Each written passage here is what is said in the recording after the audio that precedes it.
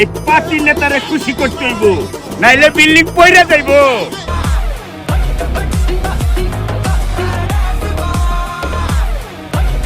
সাইফুল, জি sir. এইখানে আমার 1 কাঠা জমি, এইখানে আমি একটা 5 তলা ফ্ল্যাট নির্মাণ করব।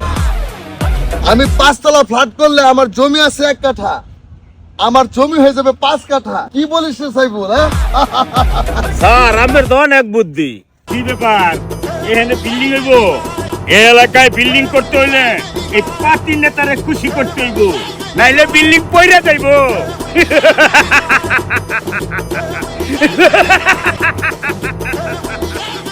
এখানে বিল্ডিং করতে হইলে আমার কাছ থেকে ইট, বালু, রড, সিমেন্ট সকল কিছু আমার কাছ থেকে নিতে হইব, নাইলে এখানে বিল্ডিং উঠবো না।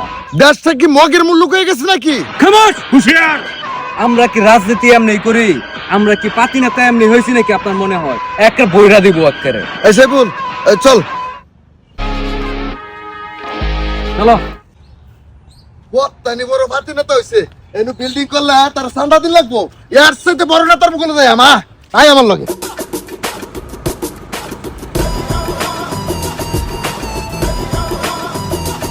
আসসালামু আলাইকুম ভাই। ওয়ালাইকুম সালাম। ভাই, আমি আমার জায়গার মধ্যে একটা বিল্ডিং করবার চাইতেছি 5 তলা ফাউন্ডেশন দিয়া। এখানে ওখানে পাতি নেতা আমার কাছে চাঁদা চায়, তার কাছ থেকে রড, সিমেন্ট, বালু এগুলি না নিলে আমার ওইখানে বিল্ডিং করতে দিব না। আমার খুব হুমকি দিছে ভাই।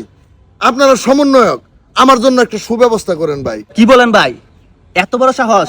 আপনি একজন কর্মকর্তা ছিলেন, তাও আবার সরকারি কর্মকর্তা, আপনার কাছে বাধা দেয়?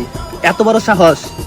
আপনি কোনো চিন্তা করেন না, আমি আমার সমন্বয় টিমের যত পোলাবান আছে সবাইকে নিয়ে আপনার জায়গায় কাজ করাবো, দেখি কে বাধা দেয়। আপনি শুধু আমার পোলাবান রে আমার একটু খুশি করে দিন। ঠিক আছে ভাই যান, আমি তাহলে পরে আপনাদের সাথে যোগাযোগ করব। চল সাইবুল। কিরে সাইফুল, কিছু বুঝলে?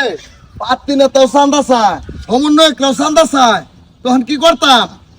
স্যার, রাতে সারিয়া দিছিলাম, আমি খালি কোন সুত মারানের বায়ান দে খুবই থরা থরা হইরা আলাম একেবারে। আরে না, এখন খুন খারাপি করুন যাইতো না। সরকারি চাকরি করছি, একটা সিগনেচার দেয়া 10 লাখ টাকা কামাই করছি। খুন খারাপি করিয়া এই টিহা নষ্ট করুন যাইতো না। দেশটা ঠান্ডা হইলো, এরপরে বিল্ডিং করা মায় আমার লোক। দেশটা পাতি নেতাটা বইরে গেছে, যে যেভাবে পাইতাছে এইভাবেই চান্দাবাজি করতেছে।